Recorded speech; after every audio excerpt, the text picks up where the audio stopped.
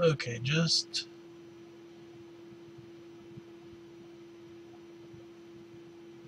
making sure everything's working.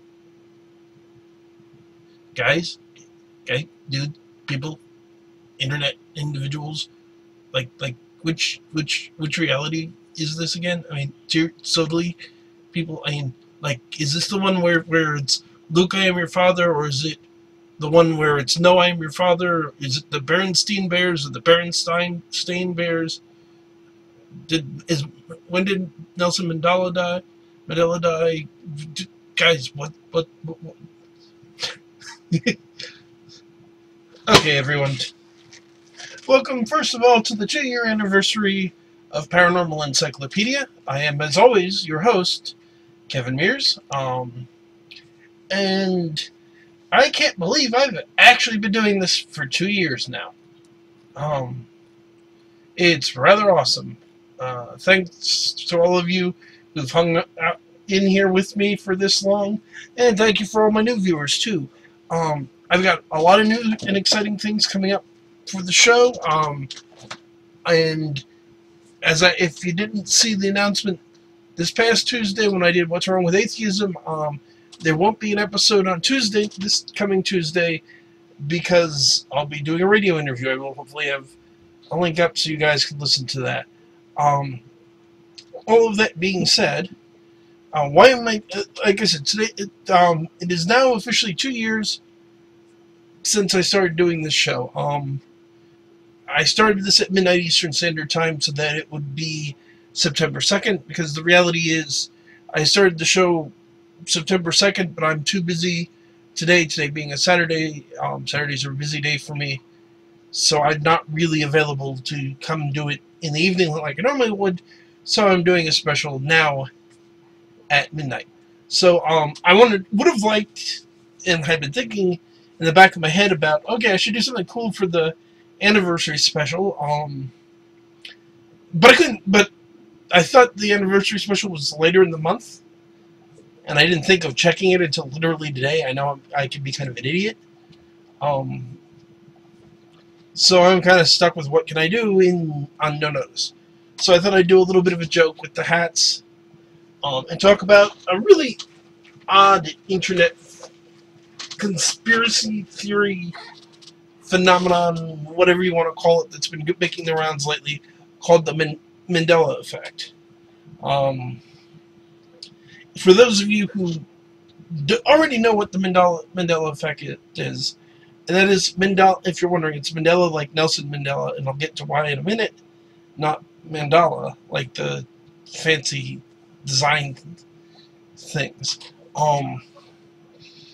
But there's this belief, I don't really want to call it a conspiracy theory. I don't like the term conspiracy theory, because theories have a specific connotation, meaning they have evidence behind them. This conspiracy theories usually don't. But anyway, the theory is something weird has happened to what we think is reality. Maybe we're actually living inside the Matrix, and the stuff I'm about to talk about is glitches in the Matrix, like everyone who's ever seen the Matrix movies, you know, the cat that walks twice, and I think I'm going to plug the headphones in, because audio-wise, I'm not sure this is going to work real well with all the stuff going on in the background. Let's see.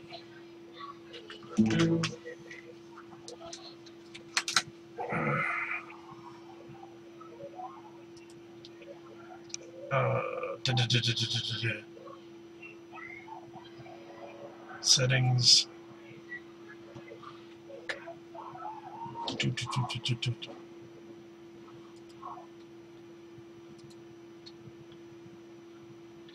Speakers.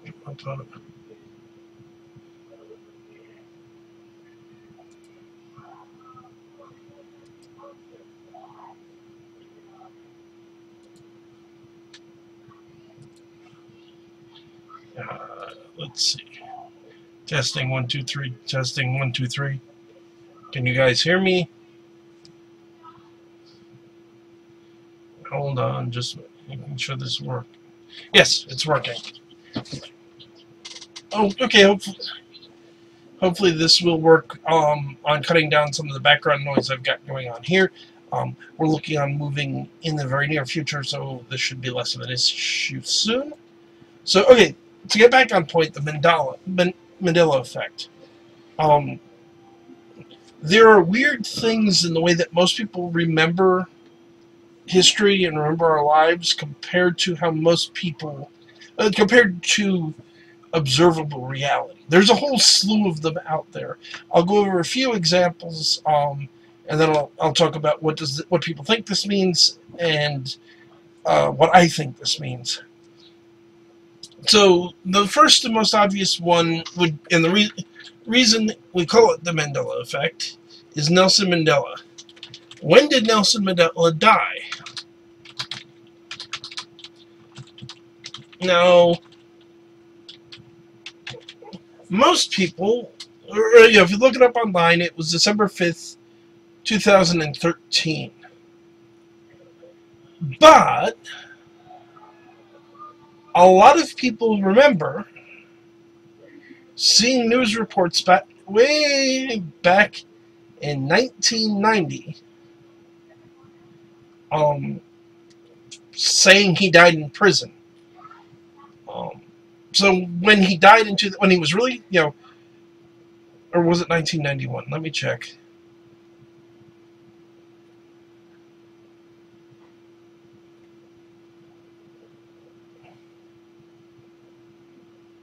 But the point is, people thought he died in 1991.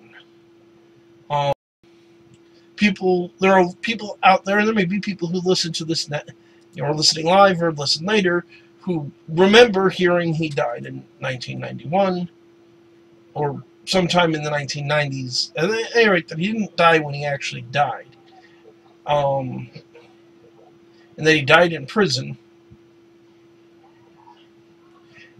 So the theory, but there's more, like the old things say.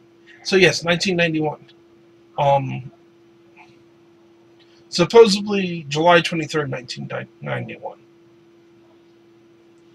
But here's where it continues to get weird. So when I was a kid, and I bet many of my listeners were kids, I was a fan of a series of books about a family of bears. And the bears would do fairly normal family things, but they were bears. There's even a cartoon series about this family of bears. Now, I remember, and most of the people, I think, a lot of the people I know remember, and a lot of other people all over the internet remember, that the name of the family of bears is the Berenstain Bears, right? It's famous. Berenstein.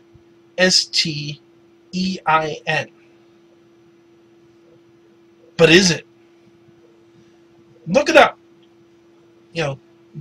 Google the name of this series that many of you, like me, probably remember from childhood. And what you'll find is that the actual spelling of the name is Berenstein. Now, if you're like me and like a lot of other people, when you hear this, you're going, Berenstain? What? It sounds wrong. And it keeps going. So, I'm a huge, as most of you I think know by now, I'm a huge nerd. And I love Star Wars. I'm all about the Star Wars. You can't really see it, but I'm wearing Star Wars pajama bottoms at the moment. Now, one of the most legendary scenes in movie history is Empire Strikes Back. Luke and Vader dueling. Luke, I am your father. We all remember that line, right? It's one of the great lines of fiction. Or, the big reveal. Darth Vader is Luke's father. But go back and watch the movie. Or look at the scripts. Or look at the million people that have talked about this. The actual line in the movie is, "No, I am your father."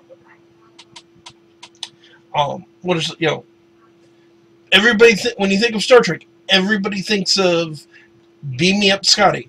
Never ever uttered in any iteration of Star Trek.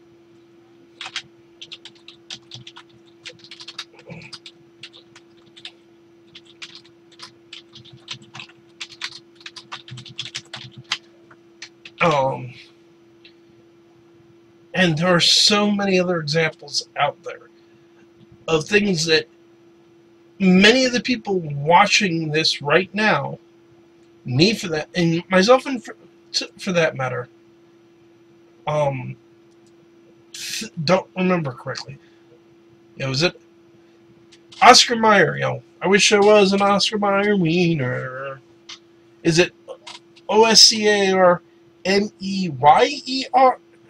Or is it OSCAR MAYER? Is the famous TV show Sex in the City or Sex and the City? Does Monopoly Man have a monocle? Is Pikachu's tail, the tip of his tail, black or not? And I'll put a link to where I'm getting all this from. Did Curious George, does he have a tail? Is Chick-fil-A spelled CHICFILA or CHIKFILA?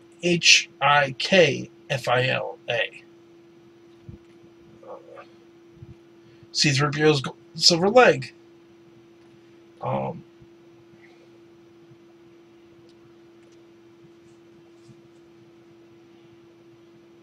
Is there Dash and Kit Kat?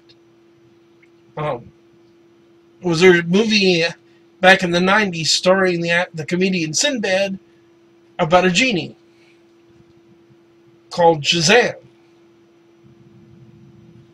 Here's another one. My mom always said life was like a box of chocolates. You never know what you're going to get.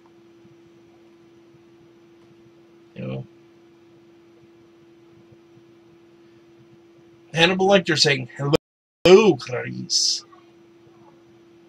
Is it interview with the vampire or interview with a vampire? Did the queen in the movie Snow White say, "Mirror, mirror on the wall"? Magic mirror or magic mirror?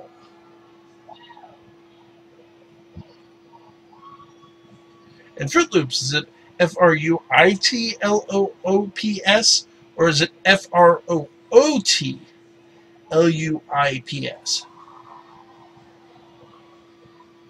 Now, I'll provide a link in the description, and you can do your research yourself. Don't take my word for it, because some of you, I would think, are probably going, "Wait, what is he talking about?" At least one of the things I just listed, and there are tons more out there. People are certain of their memories of certain things. But for a very common, another one I've seen mentioned, the Bible. The lion, the wolf will lay down with the lamb. Let me get the exact.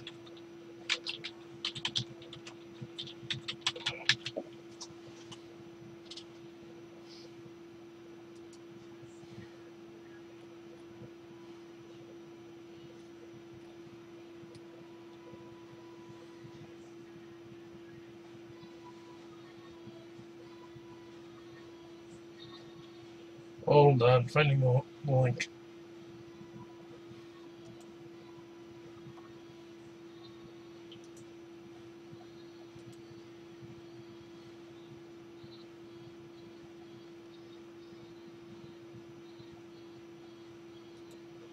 Bear with me.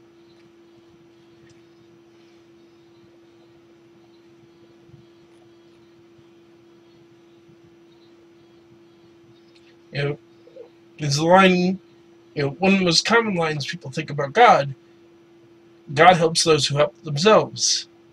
It doesn't appear anywhere in the Bible. Uh,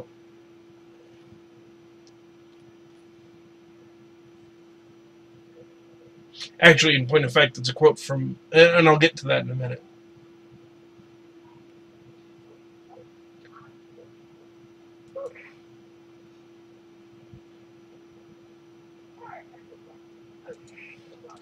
But these are things people think they know. Things people are very certain of.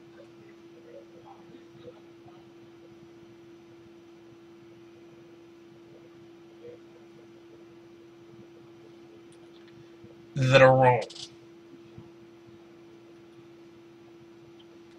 And this has a lot of people confused and more than a little disturbed. Why? Because if one guy is remembering things wrong, it's pretty easy to dismiss. But when hundreds, maybe thousands of people swear that, you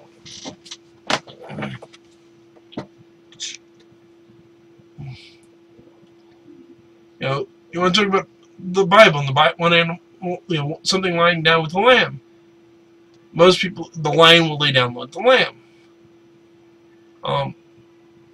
It's probably done by a whole bunch of people watching this, Christians and non-Christians. But that's not what the Bible says.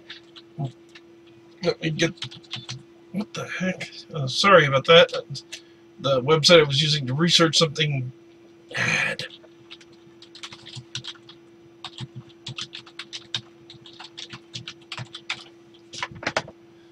So the line in question is Isaiah 11:6, which in the King James Version of the Bible says, "The wolf shall also dwell with the lamb, and the leopard shall lay down with the kid, and the calf and the young lion and the fatling together, and a little child shall lead them."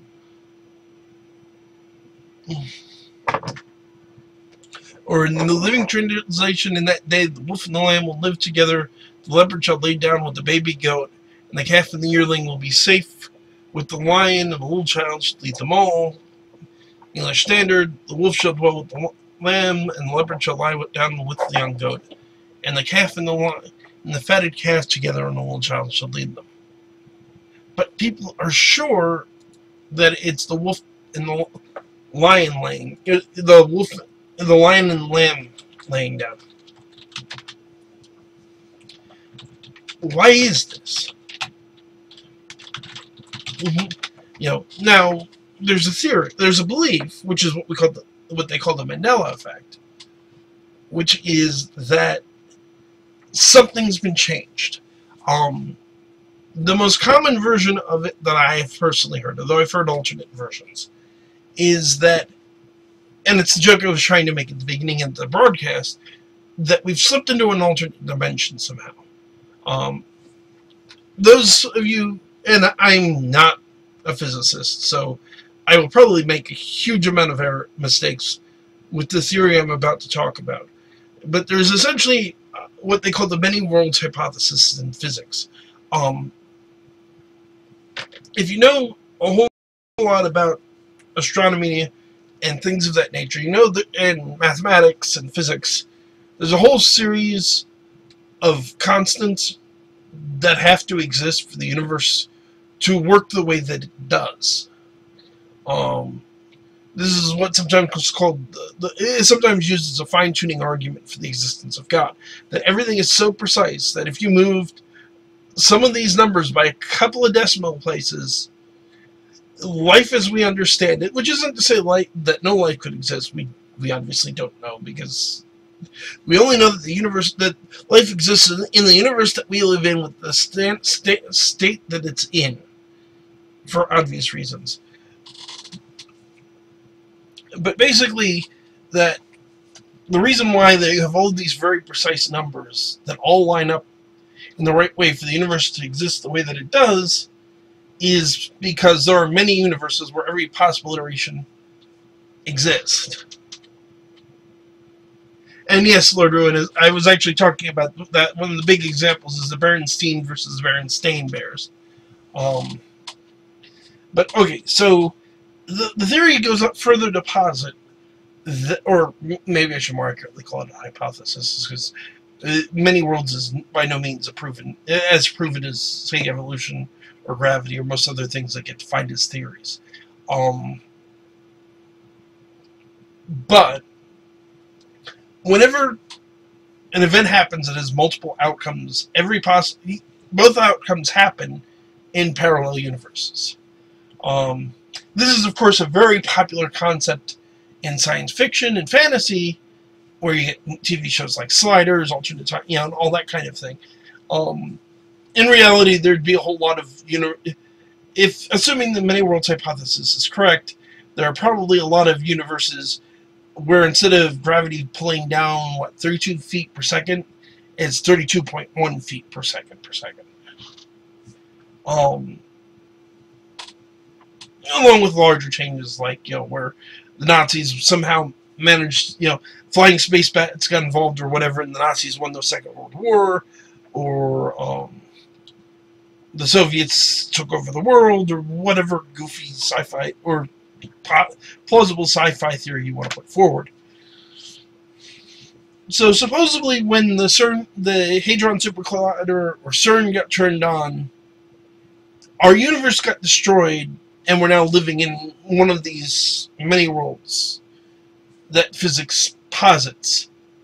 And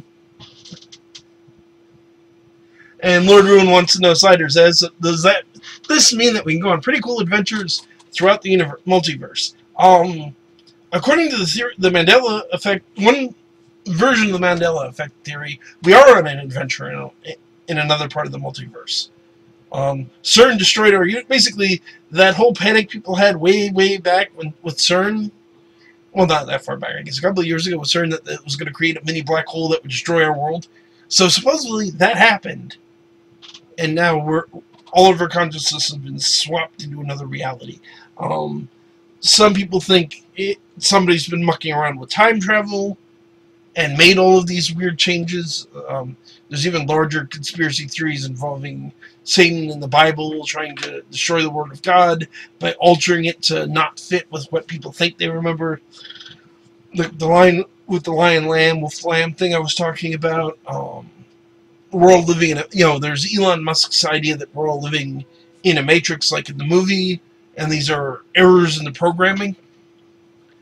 And it's really, I have to admit, it's a very weird phenomenon. I'm not saying it's any of those things. I'm going to get into what I actually think it is in a moment. But when I first heard about this, and I heard that Berenstain Bears, I'm like, the heck? No, it's Berenstein. I loved that series when I was a kid. It must have been Berenstein. And I looked it up, and I was like, well, I'll be. I was wrong.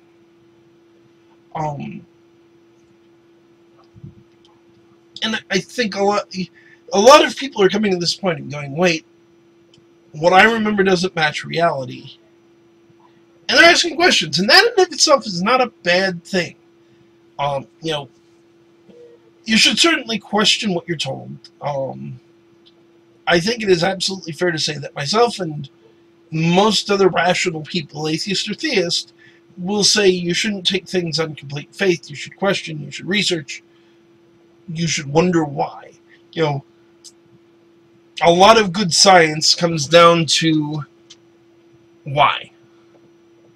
And now Lord Room wants to know, if we're in a different universe now, does that mean God changes from universe to universe? Does God remain the same, and heaven exists outside the multiverse or something? That's also a really interesting question. And I'll take this as a second to address a bit of my own personal philosophy, because this is definitely a more laid-back, ask your questions kind of show, given it's the 2-year anniversary, and say that my personal interpretation of God's omnipotence is sort of like the many worlds hypothesis. Because there's a question that's been posed to me more than once that's an interesting philosophical conundrum, which is, if God knows everything that's ever going to happen, and has known everything that's ever going to happen to every person since the beginning of existence, how do we have free will? Do we have the free will to act in a way God can't predict?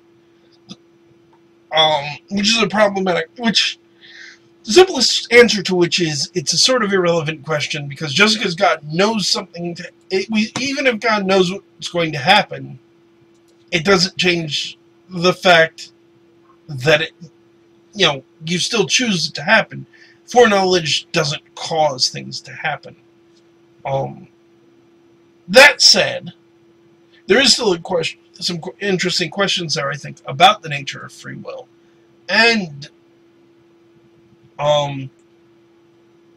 yeah, a lot of people have problems with this. And let me propose my answer to the question. I personally think God's omnipotence is a little like the many worlds hypothesis. In every choice that we make, every scenario that comes to us, we have choices. Those choices have outcomes, and the future changes based on the choices we make. If you will, and I'm not necessarily saying I believe in the many worlds hypothesis. I generally am fairly skeptical of the whole thing. I'm not saying it doesn't exist, but I want to see direct evidence of an alternate universe before I say yes. But I'm saying that God knows every possible outcome of every choice that we can make. He can predict what we're going to do with a high, but he can usually predict what we're going to do. But he doesn't know he doesn't absolutely know the choice that we're going to make. He just knows all the choice. If you have 10 different choices, like if you're going to roll a die, I think this is a good way to explain what I'm saying. If I roll a die, I know that the number that's going to come, say I roll a 20-sided die, being a D&D geek, I know that the number that's going to come up on that die has got to be between 1 and 20. I can roll it 1 billion times, and the number 21 will never appear on that die, right? So God's omnipotence, in my opinion, is like that. He knows every possible outcome of every possible choice. He just doesn't, I would argue he doesn't necessarily, either doesn't know, or he deliberately, being all-powerful, chooses to not know what choices we'll make. Which is how I personally reconcile the question of free will with the concept of omnipotence. I would also say, if I'm ever proven wrong, because Lord Ruin's saying, if God does exist, he imagines he exists outside the multiverse and exists outside of the omniverse. I mean, if he created the omniverse, he wouldn't be affected or changed by it. I would agree. I think there's a single God. If there is a multiverse, if I'm wrong, and I freely admit I might be. I'm just, like I said, I'm skeptical. I'm not saying that there is no many worlds. I'm not saying there's only one universe. I'm not saying there are many universes. I'm saying I favor the one universe, particularly because I honestly think the many worlds hypothesis is mostly an effort to make an end run around the laws of the problems with some of the aspects of the laws of physics without invoking God. And I've seen lots of atheists who will say, well, isn't it that it's more plausible? I don't agree that it is.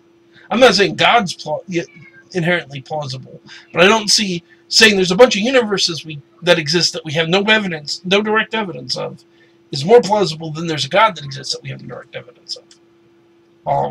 And again, I'm not making a case for the existence of God here, or that many worlds is wrong. I'm voicing my own opinion on the subject. And I will be if I'm ever proved, I'm willing to accept I may be wrong, and I will be entirely comfortable if I'm proven wrong. And I think there's probably a way, I think there's probably a way to do it. Well, I can think of one, but I don't really want to try it, because there's a theoretical way that involves locking yourself in a room with a gun, and if there are multiple worlds, basically you'll never die, but if there isn't, you'll kill yourself. I don't remember all the details of it.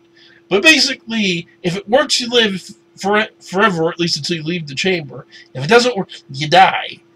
I'm not really eager to test a theory, especially a theory I'm skeptical about, that might end up killing me if I'm right and it doesn't exist. But anyway, and this is an important thing that advocates of this Mandela effect do not grasp, at least some of the ones I've listened to. The many worlds hypothesis is by no means a proven. It's not a theory. It's not proven. It is something many scientists accept, or at least find plausible. So there are ones that say, well, since we know this happens, therefore this explains everything. That's not true, because we don't know that multiple universes exist. It's a reasonably plausible theory. Or it's a reasonable plausible theory in some aspects of physics. Lord Ruin said the Mandela Effect is just Loki pulling a divine version of an April Fool's joke on us. I like that. Or maybe it's Satan doing it. But realistically, there's a much simpler explanation that doesn't require God. It's not necessarily going to be a popular one, but it is based on actual physics and reality, and actually specifically it's based on neurology, not so much physics. That doesn't require multiple universes, and I'll leave links to a bunch of studies and things like that. Anyone out there who's a fan of the TV show Adam Ruins Everything, I know I am. If you watch Adam Ruins Forensics, I want to say the name of the episode. He makes a very good case about what I'm about to talk about. And if you go to their website, they have sources on everything they talk about. But anyway, here's the problem. Human memory is unreliable. It's extremely unreliable. I think Adam put this really well in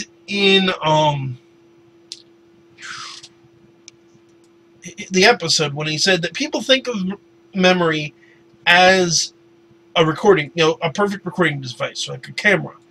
It's not like it doesn't work that way. A more accurate metaphor for our memory is Wikipedia. And not like the idealized Wikipedia people think of. It's the Wikipedia that especially existed in the older days, where pretty much anyone could hop on there and edit in anything they wanted and get away with it. Back when people would edit in that George Washington crossed Delaware on gigantic space lizards or something, in what's supposed to be a serious history piece. That's memory. It is very. We know for a fact that intelligent, well-meaning people mess up their memory all the time. This is not to say that the people that do this are stupid. They're not. Again, I'm not saying I'm stupid, but I will freely admit, I thought for most of my life it was Bernstein Bears. This is something that happens to everyone. Smart or dumb, it happens. And there are even better ways to influence it. There's a neat video I was watching earlier today, or earlier, I want to say today, Friday technically. So, and it was talking about, it was talking in a different context about the existence of God and about a trick, for lack of a better word, that the British hypnotist, what's his name? Darren Brown did, where he told people that a chair was haunted, and their belief the chair was haunted influenced action, whether they believed it or not. Which is actually kind of not, I suppose, not the greatest example of my point. But it is sort of an example of this idea that what you think, what you believe is influenced by other people's suggestions. It's influenced by your preconceived notions. Let me talk about a really good example of why, in my opinion, this makes more sense. Let's look at one of my personal favorites. Is it Luke, I am your father, or No, I am your father? Now, if I was going to explain to someone who had never seen Star Wars before, if I was going to be a jerk and spoil that scene, though frankly I think most people over the age of like 5 already know the big spoiler. I might very likely say, Luke, I am your father. There are tons of movies that parody that scene in various ways. Chris Farley in one of his movies, Black Sheep, I want to say, Luke, I am your father. Which is ingrained into our consciousness. That's what we all think of because of parodies and all these other things. But in context, the scene is a duel between Luke and Vader, with a conversation going on as they fight. They've been talking for a while. Obi-Wan never told you the truth about your father. He told me enough. He told me you killed him. Now, in context, Luke, I am your father makes no bloody sense. There's no one there other than Luke for Vader to be talking to. The audience know who's he's talking to. Why would you say, Luke, I am your father? As opposed to, no, meaning what Obi-Wan told you about me, Vader killing your father is wrong. I'm the baby daddy. But again, the movie came out in the 80s. It's 2017. Was it 1980? But it's been more than 30. God, I'm old. It's been like 30 years, over 30 years since Empire Strikes Back came out. So you have people, especially people who haven't seen the movie in a while, but they've seen all of these parodies and all of these references to that scene, and they think, Lord Rowan, I'm not even going to dignify that with an answer. That's the way the line was, even though it wasn't. Beam me up, Scotty.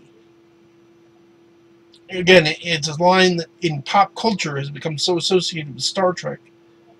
We just assume it was in Star Trek. And a lot of these misquotes are like that. Another good, slightly different example. So let's talk about the Forrest Gump thing.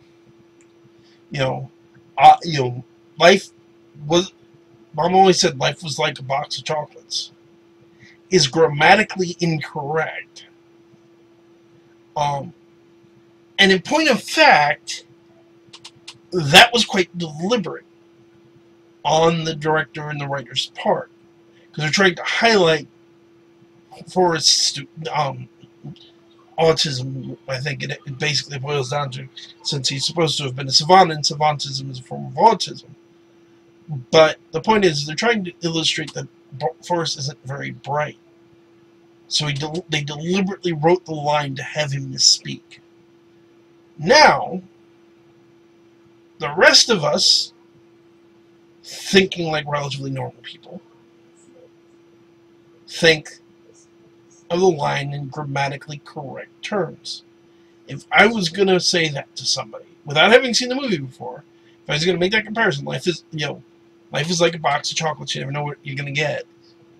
I would say life is like. I would not say life was like. That doesn't make sense. That's grammatically incorrect.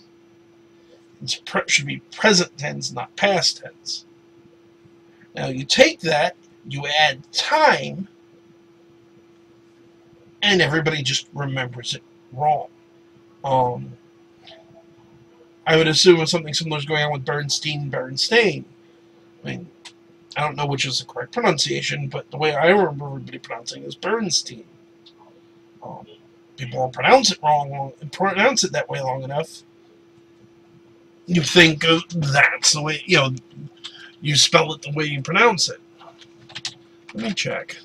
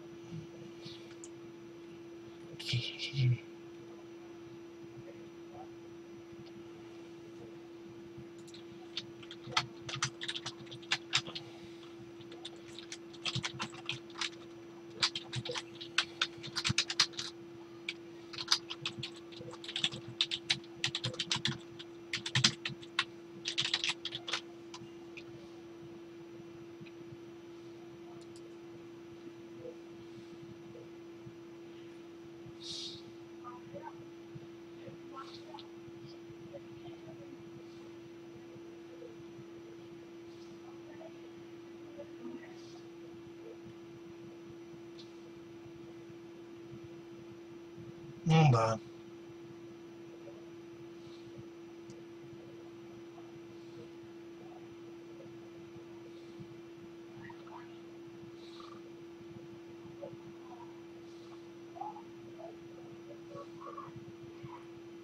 Okay, so in point of fact, yeah, I remember it being pronounced as Bernstein Bears, and the cartoon that was done by CBS in 1985, despite the fact they spell it correctly, pronounce it Bernstein Bears. So I mispronounced it. The Bloody Jiffy Show pronounced it Bernstein. Everybody thinks it's Bernstein, and we just mentally edited the way we spelled it.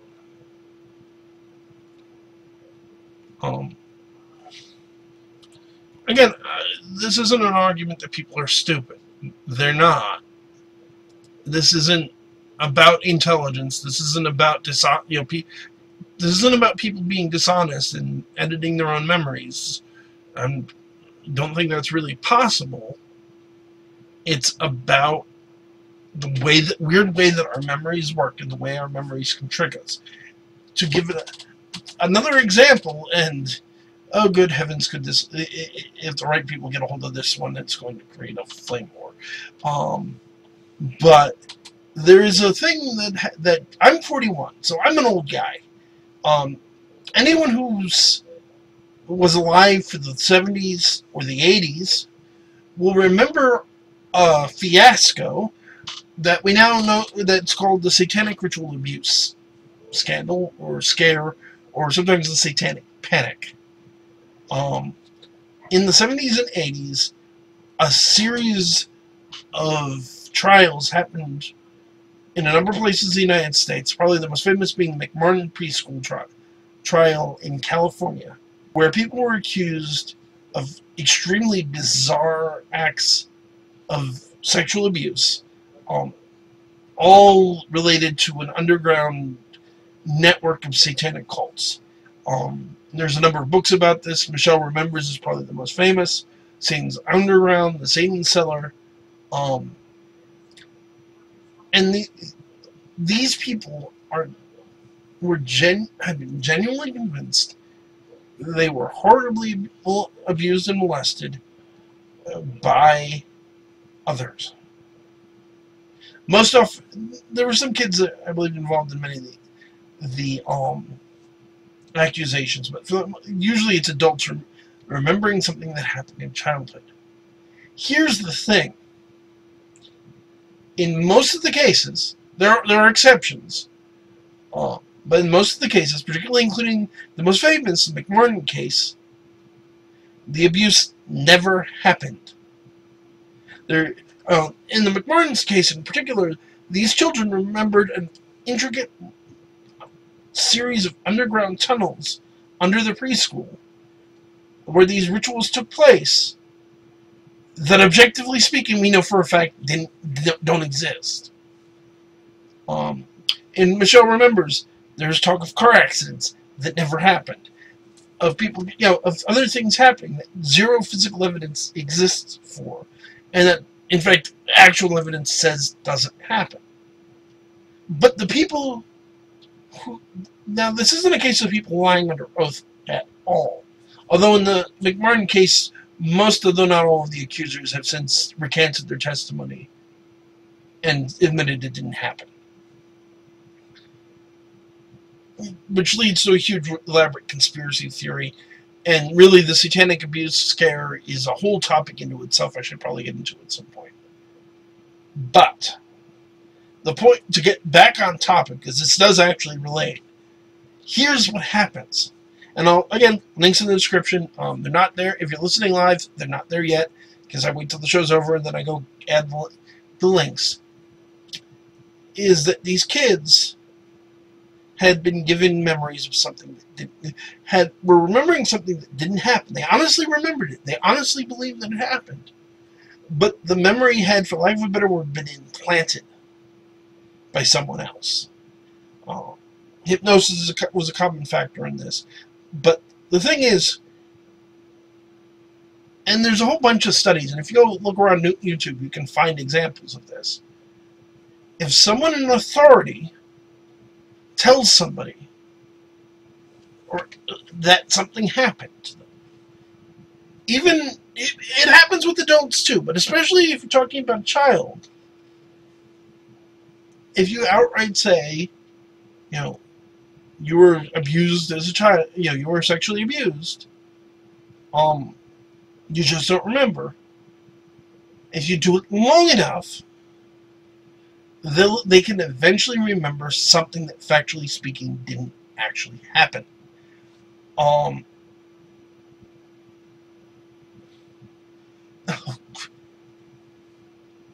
here's the real kicker here. The real tragedy, one of the real tragedies of the situation, in my opinion,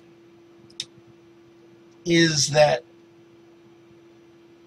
everyone involved on the prosecutorial side, for the most part, although eventually some sham experts get involved that are completely full of bull manure and bake stuff up, but the victims, the psychologists and psychiatrists that examined them and testified in court that they had been abused, the prosecutors all sincerely, honestly believed that it had happened, and were not making an effort to make these people remember something that hadn't happened.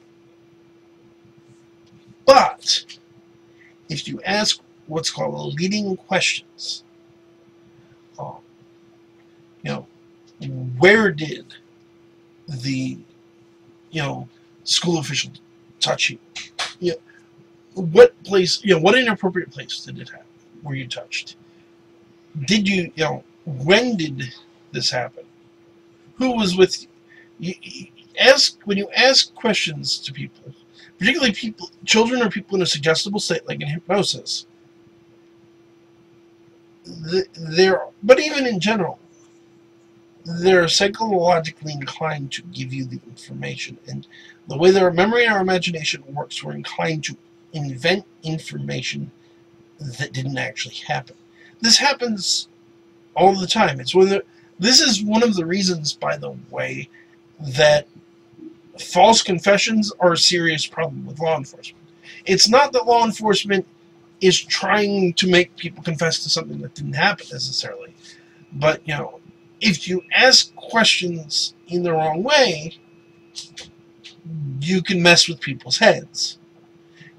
Especially, you spend hours and hours and hours with a psychiatrist, with a police officer, who's asking over and over and over again, when did your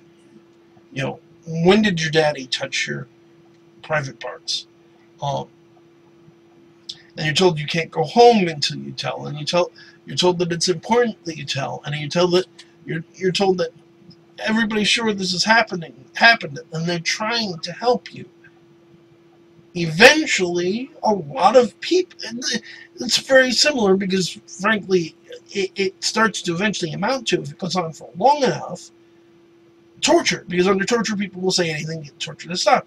But you twist these people up and around and over, up and down and around until they don't have any idea what's going on, and they'll just tell you whatever they think you want to hear. And if they do that long enough, and you do it long, and you push them long enough, they're going to start to think. If everyone you know is telling you were abused as a child, you've simply forgotten it.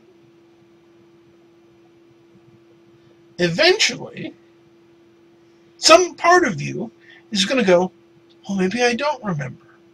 Maybe this did happen to me. It's an extreme example, but more so than the Mandela Effect. Or Mandela Effect. But it illustrates the point I'm trying to make, that memory is extremely unreliable. Even though you have a lot of people all remembering the same thing, and we are talking about hundreds, if not thousands of people who swear that this is what happened, and they're not, there may be some that are lying and who are trying to get famous doing it, but I think the vast majority of people honestly are confused and honestly believe what they're saying. But you're talking about hundreds, if not thousands of people that all believe the same thing. And here's the other thing about that, is it's self-reinforcing.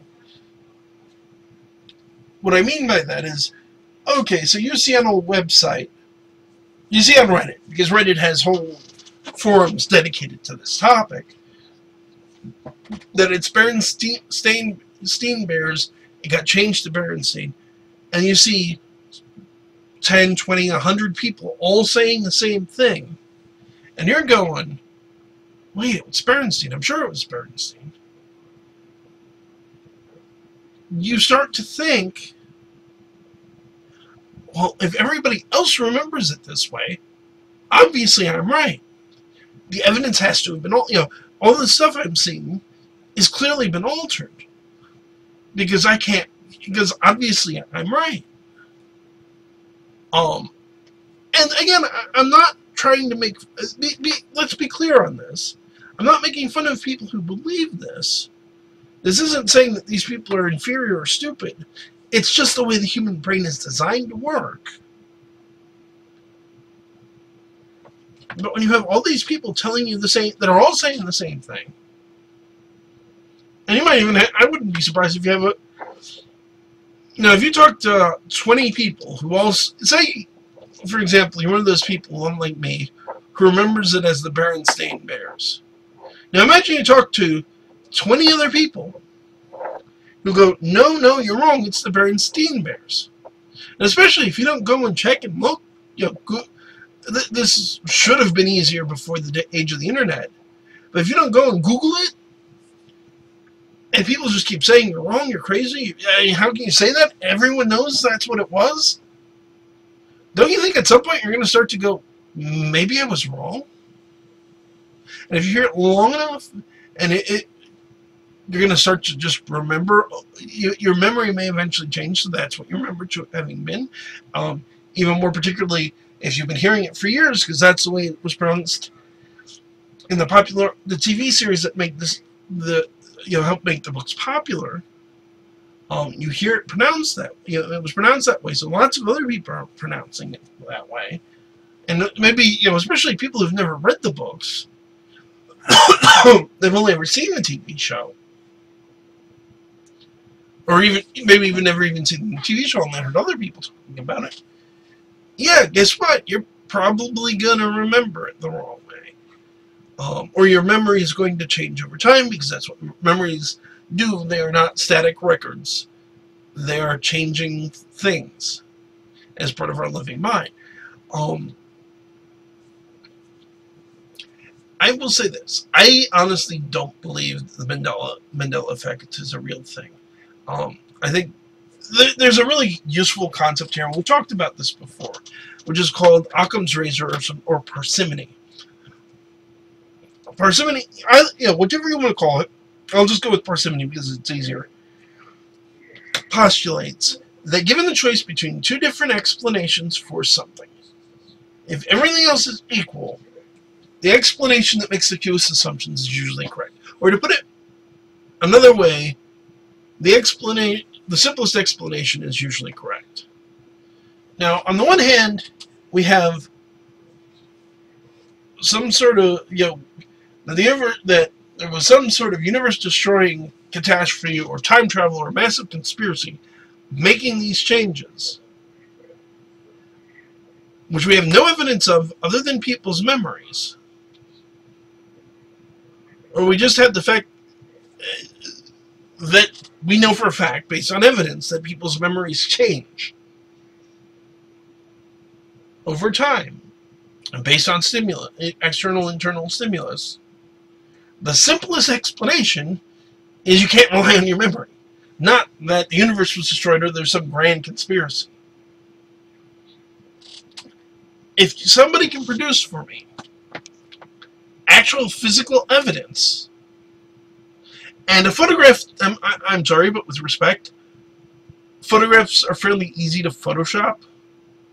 So showing me a picture of a Berenstain Bears book isn't good enough, but if you can show me a physical book, that we can date and do something with to verify the age and verify authenticity, that says Berenstain. Show me a video where Vader says, "No, I am your father," because keep in mind as well, James Earl Jones says it's "No, I am your father." Show me newspaper articles saying that Nelson Mandela died in jail in 1991. Show me a Bible that says the lion will lay down with the lamb. If you could show me something physical, then I will happily change my opinion. But if all you have is people's memory, as an investigator, as somebody who studied a little bit of, I'm by no means a psychologist or psychiatrist, but I have read about it a fair amount because it interacts heavily with what I do. I'm going to say that the psychological explanation is probably correct, barring better evidence.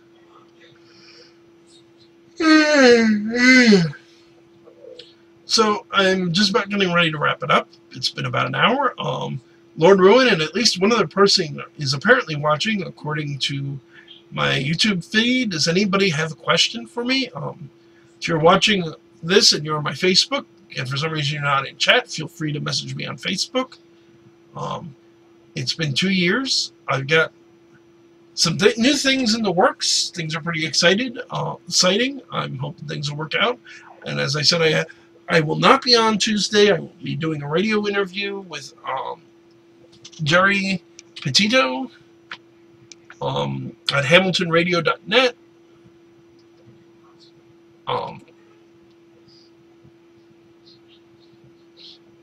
I'm really looking forward to it. I met Jerry a while back at a local bar poker game, and not a money one. It was one of the ones they do that you don't get, that you don't gamble with actual money for. But it was an enormous amount of fun. She's a very nice person. I'm very much looking forward to our interview. I'll put a link to the website for the radio station in the description below. Oh, right, the EVP of Lou. No, I haven't actually. Here's the problem with my EVP recorder, and I'm more than a little embarrassed to say this. My fiance, Amisha, and I are in the process of moving. And the hard reality of that is things are going into boxes. Things are getting, shuffled around. I have no idea where half of my stuff is. I will try to get around to that probably once we get settled into the new place, which should be pretty cool. But that would be the situation there. But okay, I think that about wraps it up for tonight, everyone. I want to thank all of my viewers. either those of you who are new, those of you who have been with me since the beginning, you know, I will mention it as well. For those of you who hopefully caught the episode I did 2 weeks ago now, where my friend Lupus Creepus was cool enough to sit in as a guest host. I've been in contact with Lupus. We both agreed the show went very, very well, and he will be joining me again at some point in the future when his schedule permits. I'll have more details on that on the Facebook as I get more information from him. It's just the reality of being a grown-up and having work schedules makes life complicated. We all know that. But he is looking forward to doing it again. I have guests I am in the process of lining up. I am currently, if any of the people I've talked to recently about being guests on the show are wondering why I haven't gotten in touch with them, it's a combination of technical glitches on my side and the current project I am working on, which will change, and I want to hold off on until after I see how that pans out before I start bringing guests onto the show. I just spoke with my friend Patrick Thomas, who you guys may remember, one of my favorite fantasy authors, who's already agreed that he'll come back on the show at some point in the near future. He's got some very cool new books out. I'm looking forward to. He also has a short film coming out soon based on his stories. The movie's called Act of Contrition. We'll be having him on to talk about all of that. I definitely recommend checking out his stuff if you haven't already. But otherwise, I'm going to say I think that wraps it up for tonight. Again, thank you so much for tuning in. If you are new to my channel, please like, comment, and subscribe. I always like, and for that matter, if you need to, feel free to email me through the channel. I do read my emails, and I do try to respond. You can also contact me through Facebook. You can find me on Facebook as The Paranormal Encyclopedia. Make sure to put the, because otherwise you won't find me. There's another Paranormal Encyclopedia that isn't me. It's a website, actually. And honestly, if I had realized that, I would have not gone with a slightly different name, but it's a little too late now. But that's it for tonight. Like I said, I will be on sometime this week, if not, granted not on Tuesday. Or maybe I'll get back in time and be up to doing it Tuesday. But probably, I wouldn't count on the show on Tuesday is my point. Tune in on Facebook to find out when. Otherwise, have a good night, everyone, and thanks for tuning in. And I'm out.